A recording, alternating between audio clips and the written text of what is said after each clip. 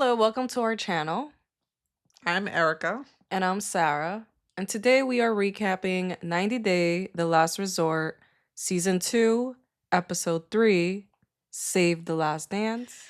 So the episode starts with the couples all meeting together for brunch. They're all sitting separately, except for Brandon and Julia. Josh comes in saying hello to everybody with his sunglasses on. He taps Ari's shoulder. He wants to make sure Sophie sees him and that he speaks to her today, since Sophie says that Josh hasn't even spoken to her yet.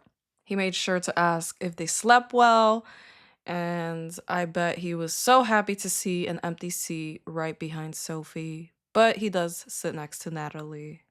So Jasmine comes in last. Everybody's telling her about her outfit, how pretty she looks, and Gino doesn't even look at her. She explains that Gino and her had just gotten into a big argument, and she called her friend Matt behind Gino's back. And she appreciates Matt because she says that Matt knows how to calm her down when she's stressed out, unlike Gino. And this is a guy that she met at the gym. And I don't know, I always feel like she gravitates to these guys just like she used to call her ex-boyfriend and saying that he used to calm her down. She's just clearly cheating. Yep. Next, we see Florian asking Benny about his job as a stunt performer. Benny says that he wants to show them instead of explaining. He asks Gino to get up. Not sure exactly why. Like something weird happens with the editing because it seems a little out of place with what comes next. But so Benny does a backflip, and everybody's like looking at him because he's obviously doing a backflip in the middle of brunch. Julia says she wants to try it. I'm not exactly sure what she was talking about in that moment because all we saw was Benny doing a backflip. Not sure if she was saying she wanted to try a backflip herself. But anyway, she gets flipped by Benny, and then eventually Gino gets flipped by him too. And it's interesting because Brandon gets up too. I feel like he doesn't let Julia breathe. Like he has her on a leash. I don't know. I find it really, really weird how controlling he is with Julia. And the flip was, I think, just to create a mood that's a positive mood. But of course, Ari on the side talking about how he's just doing this for attention and all this and the third, which I don't agree. A partner talking trash about another partner, especially during this retreat, I just think it's messed up. Guys, let's go to club tonight. Wow. Yes.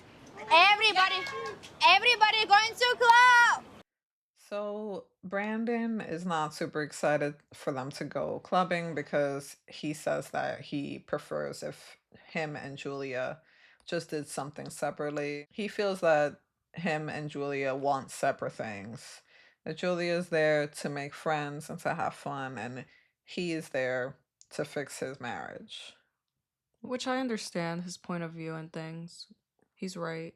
You could also work on your relationship while going out with others by just supporting what she wants to do. I agree. I think so too. I think I think Brandon and Julia are not right for each other, but we'll talk more about that as the episode goes on.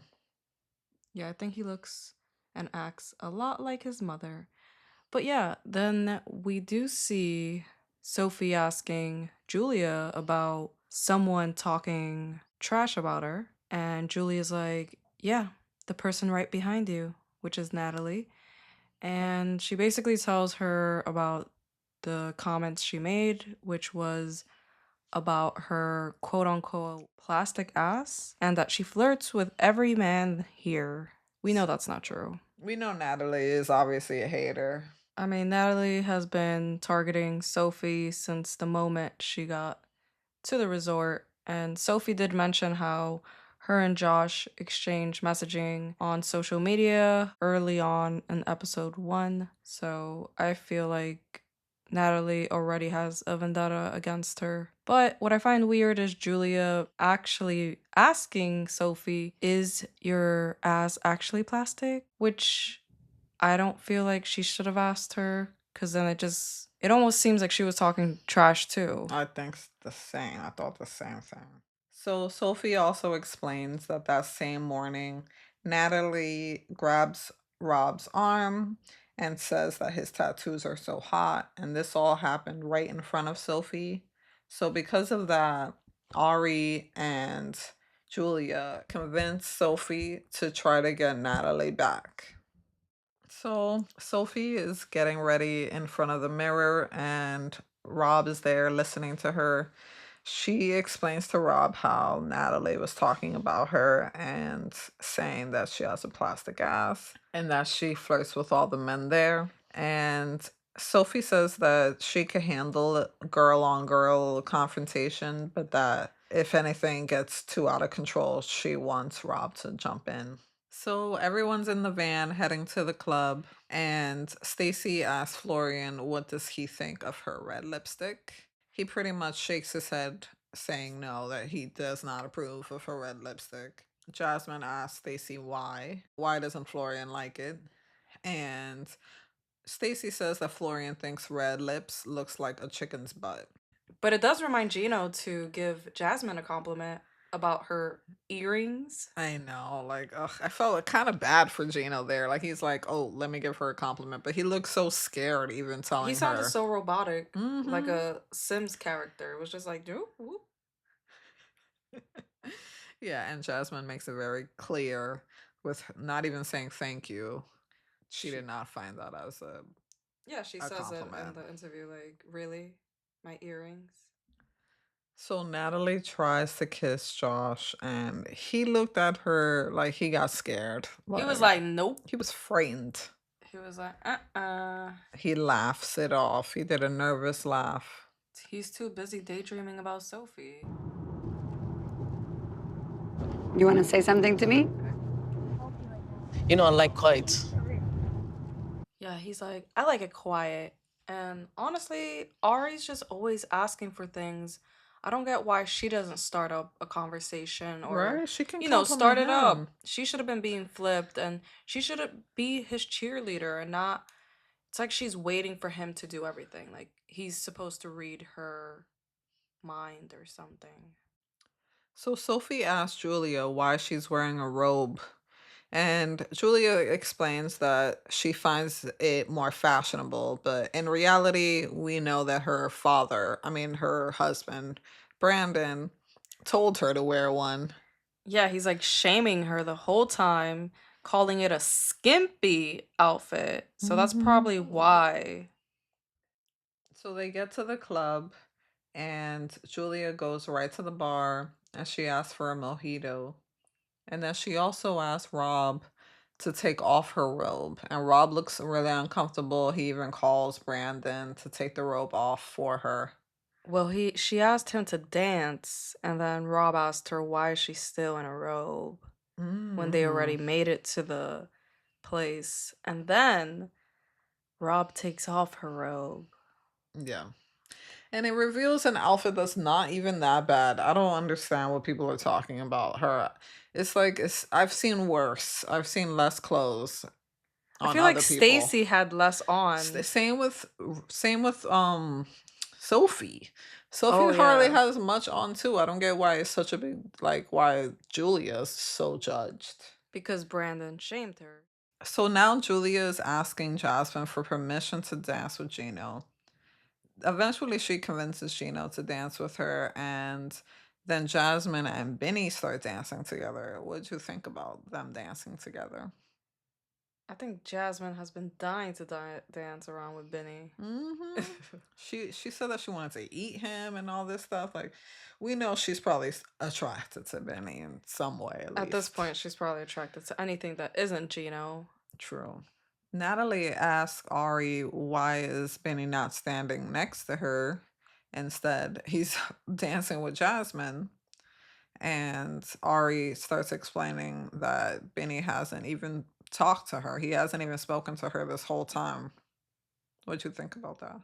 I feel like Ari is just like nobody wants to talk to someone with her energy. She's just negative. So if she's giving out negative, she's gonna get in return negative. She should have been going up to Benny and dancing with him I agree. because she seems like she doesn't want to be bothered. So why would he bother? I agree. That's true. I didn't even think about that. Like, she's not making any effort with him. She just really is She's waiting. not even looking at them. She's just staring at the bar. She looks like she's just staring at a bartender or something because she's just there sitting like a rock. So now Ari gets so upset. She starts spiraling and she goes to the bathroom. What'd you think about her hiding in the bathroom? I do feel kind of bad because they are. I feel like Julie is doing a bit much. I get it. It looks like she hasn't been off her leash in a long time and she's just dancing away with Benny. Benny is throwing her in the air. It's just getting a bit much. So now Josh is telling Natalie that he has to leave the resort because he has to go see his kid, and that his kid's mom has been the one taking care of everything and he hasn't seen his child in a while, which I think is weird. Yeah, all of a sudden he needs to go see his son who did have an accident, and I just find it weird that he's choosing now. I think he's just trying to run away from the drama between Natalie and Sophie, I agree. hoping it spills while he's away and then he just walks into it. True. Natalie explains that Josh chose the wrong time to tell her, which I agree. He didn't, he could have at least texted her and said, like, oh, I'm about to tell production that I have to leave for a few days. Yep, like she says, it was the wrong time and wrong information. Okay, so Julia starts dancing on the bar and she is cute. She's just being her cute, bubbly self. Like, it's not something I would do, but she's cute and she's having fun. And Brandon really acts like her father. What do you think about this? I want to point out that Natalie helped her up on that bar table, True. and I don't know. I feel like Natalie likes to stir things up. She asked Ari about Benny not being next to her, and now I see her putting Julia on the bar But table. she's, but we know that Julia wanted to. She probably even asked Natalie to help her get up there. Like, That's true. but I hear what you're saying Brandon too. should have been cheering her on. Even if I he didn't agree. agree, he should have cheered her on and probably it would have gotten her off even sooner. That's true. But you're right. I think he treats her like a child. Yeah, it's right here in this moment, he looks like he's her father talking down to his daughter. Even her facial expressions look like she's her child self. Her inner child, yeah. Yeah, it's kind of disturbing the way he speaks to her. But I like how she responds. She's just like, bye. I agree. I love it. She's not trying to be a mother. He needs to find a woman who wants to be a mother instead of making her, shaming her for being who she is. He ain't gonna get anywhere shaming. hmm So at this point, I'm actually not against Rob. Like, I feel like Rob has changed a lot and since we saw him on the show. But I do disagree with him agreeing with Brandon. I kind of wish Rob told Brandon to be more supportive instead of validating his feelings.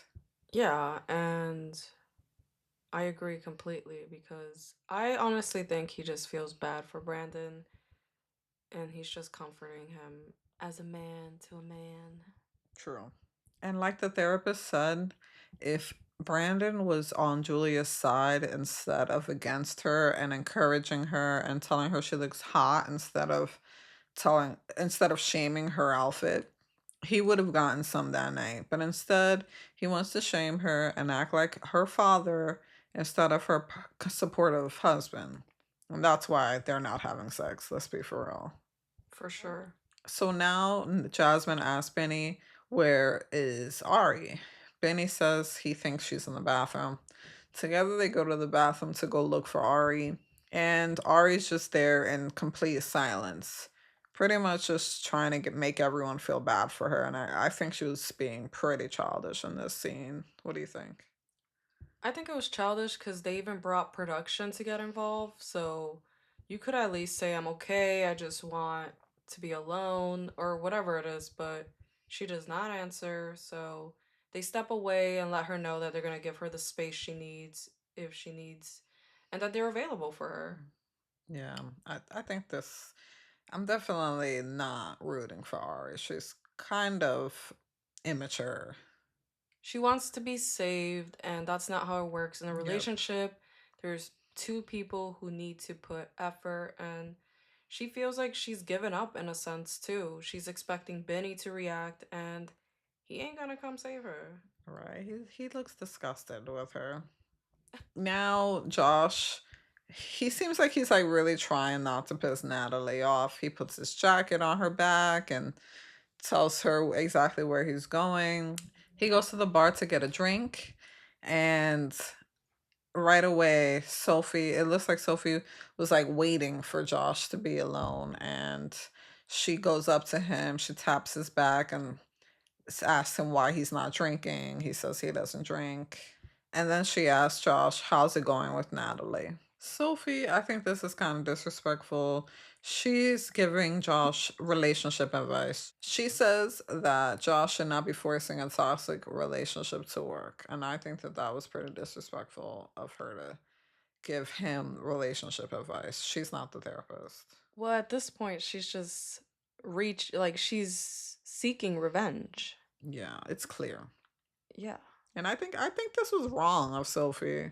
Even though Natalie has been disrespectful talking to Rob and like flirting with him, but I just think why feed into it too? Why do the same back? Because she was encouraged by Julia and Ari That's true. and That's true. But Brandon. still, They encouraged this behavior. And I do think Sophie's the youngest, so I give her more of a pass since that's she's the true. only one in her 20s. And she knew what she was doing. It's about to get wild.